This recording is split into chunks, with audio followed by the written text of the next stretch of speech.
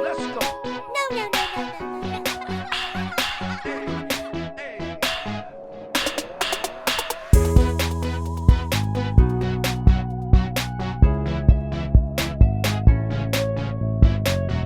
No.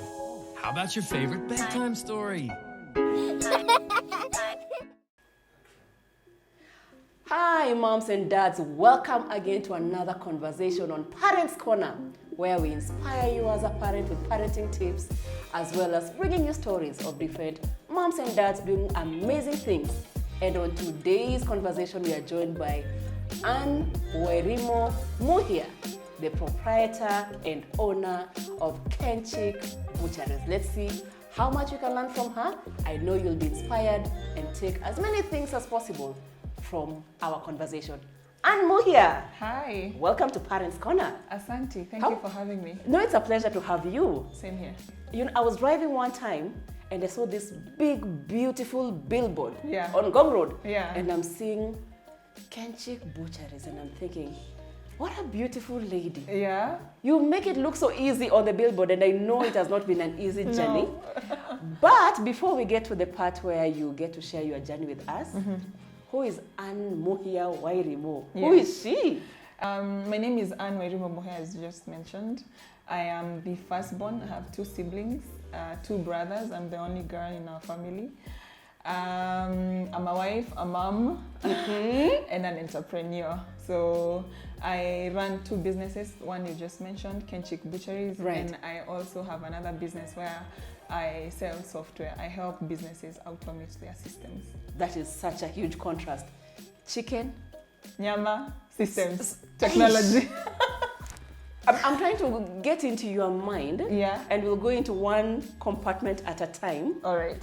Looking at the reason why you went into the butchery business, the chicken business, what inspired you? So the butchery business is the most recent.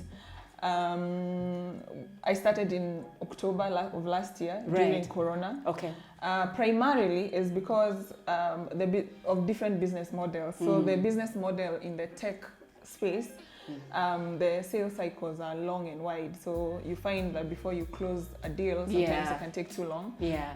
And if you don't have other sources of income, then you can That's go a hungry. long dry spell. Eh? Exactly. Right. Exactly. So I was always looking for a retail business that I could invest in. And the opportunity presented itself sometime last year in October, and I took it. Chicken. Nyama. Oh, I should mention you do beyond chicken. We don't just do chicken. We do beef, lamb, goat. It's a butchery. You know, the thing is, you see, when you say, or when it's titled Kenchic Butcheries, and you've been around on this or in this country for a while. Yeah.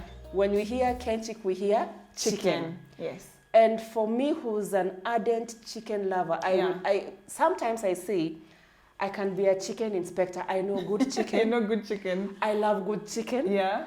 I don't know why I bother to look at a menu, because I know at the end of the day I will choose. You'll choose chicken. So it is good to know that you can clarify Kenchic Butcher. I never even seen the word for butcher. Obviously, you know, even on that billboard, most people saw Kenchic. That's the it. Butchery, you know, it hits you like after, but we have all types of meat. We are halal, so we only find halal products at our shop. Right. However, chicken is primarily sourced from Kenchic, so the quality is unmatched. I like that you say that. Yeah. I mean, good chicken, clean chicken. You see, I'm still going back to chicken. Yeah. Good meat, clean meat is important. Yeah. Question before we go back to your background. Yes. You're typical Kenyan. And I can even say Wait, do you say that? Wait! If you tell me to go and buy decorated meat, decorated meaning you go to a supermarket, it's been packed and looks, and with a price tag. Me, I want to come and buy it. Kuchagua. Yes. Yeah. How have you been able to strike a balance or get people to appreciate that you can come in and it's cut, it's ready, pick, go to the till? Yeah. Compared to the usual, you want to see that jama gonga the thing? For beef, and especially the market I serve, the beef cuts are different. It's not like shags. Shags, you know, unakatiwa yenye imebaki ama ukipata ikiwa mingi unaweza sema nataka hapa. You get? But now the market I'm currently serving are they know their meats, they know their cuts. Kuna mtu anataka T-bone, na specifically T-bone. So when we get the beef, we have to slice it up into the different T-bone, prime cuts. steak, what? Yeah, so that when you come, you say I want T-bone, or I want just meat on bone, or I want fillet. Hey, ni fillet ama ni fillet? Ni fillet, uko right, but najua group of schools. Academy, group of schools. Yoyote tu. Ukikuja na fillet tunaelewana. Nataka croissant. So yeah, that's why we chop it up as opposed to the traditional way where you have the whole carcass hung. Yeah. Let's go back to Anne growing up. Where did you grow up in? Where? I grew up in the village. Why are you shocked? Finesse? And of course we have fine people in the village as well, but I was gonna ask. You know? Yeah, so I grew up in the village, an area called Githunguri.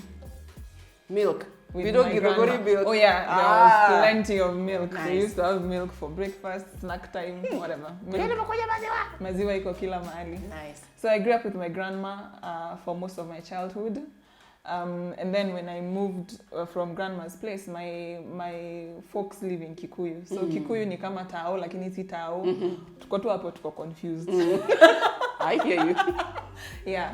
So yeah, that's where I grew up. I went to school in Githunguri. Nice. A school called Meiri Primary School. Just a shag school, yani. Tulikuwa tunafunzwa na Kikuyu. Kama if you are Kikuyu, I don't know if you are. So you know, so 1 to 10, you're being taught in Kyuk. Oh yeah. How did it go? Like, when the teacher is in front of the classroom, and then one is no, like negwoko share negate. I'm not even kidding. You're kidding. No, I'm not. Because you see, our first language is Kikuyu. Absolutely. So to make it easier, I think the teachers are trying to make it easier for us to understand. Negete. So yeah, chair negate. So that now you know wow, chair so is a yeah. Wow. shags kabisa. Which is important. I think for a teacher to be able to come to that level and for it to then imprint in your brain, you have to come to a student's level. So that's important. So our first language is Kikuyu, Kizungu tumelan tu juzi tu bado tunajaribu. Tunanyang'ana na. High school? Ukaenda wapi? High school nikaenda Moi Girls. Najua Kenya utasema. Usiniulize gani. For once I lack words. What is amazing? Moi Girls, Kamango, not Nairobi. Most people when you ask, they're like, Nairobi? You're like, no. Which one? That one we don't know about. How was your experience? How was your experience in high school? In high school? In high school I was very cheeky. Really? Yeah. I was cheeky. I think I find it easier to consume mkifunzwa. I'm not the student who needs to take 3 months to somewhere for the exam. I absorb it fast. So you know, you actually look like cheeky. A student. I do? Yeah. Maybe I was. I maybe didn't get you an A, but if I was like a little bit just serious with life, I could have been. Yeah, but I was cheeky. So, yeah. And then after high school, what happened? Where did you go? After high school, I did my CPAs. I'm an accountant by profession. I'm a CPAK. Congratulations. Bachelor's of Commerce. Yeah, thank you. So I went into accounting, right? You know, back then, we didn't have much guidance on the courses you should take, which ones, you know, fit your personality, your character best. Yeah. So you were looking at wale watu wameomoka. Ukiona neighbor wenu anakulanga sose kila siku unajua na nini accounts. Na mama yao ni mwalimu ama accountant. Hapo ndo unataka. You're right. Yeah. So anyway, so I started my accounting career. Rose the ranks, different companies. How was it like being employed? How was it like being employed? I was a happily employed lady, honestly. Right. I was those guys who don't even have side hustles, which is surprising, right? So I didn't have any side hustles. I'd show up, do my 8 to 5, deliver on what was expected and to the best of my ability, and go home. Na nangoja paycheck. Mimi nilikuwa tu sawa. Nice. Yeah. I mean, if you're happy, it's a good thing. Yeah, I was time. Until I wasn't. I remember I changed jobs and I worked for this big company, prestigious, I might say.